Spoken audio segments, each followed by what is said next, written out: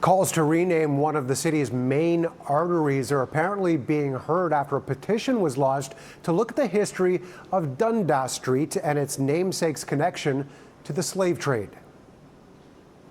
The online petition calls for City Council to begin a public process to rename the east-west corridor to honor a more appropriate person, place, or event. Henry Dundas was a Scottish politician in the 18th century and is known for delaying the abolition of slavery in the British Empire.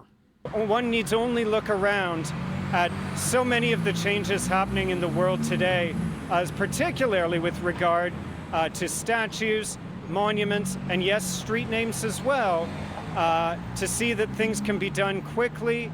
The history of Dundas Street can be traced back to the 1800s in the West End of Toronto, before being extended across the city in the 1950s. There have also been calls to remove a statue of Dundas atop the 45-meter Melville Monument in Edinburgh, Scotland, for years.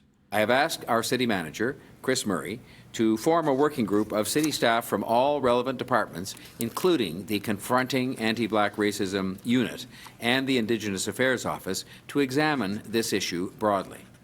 Renaming a major street or public space does create many practical challenges, but we should have a process that can examine what are very important and relevant historical questions, along with all of the practical matters involved if such changes were to be made. The petition now has thousands of signatures and asks that the renaming process involve Black-led organizations and historical societies.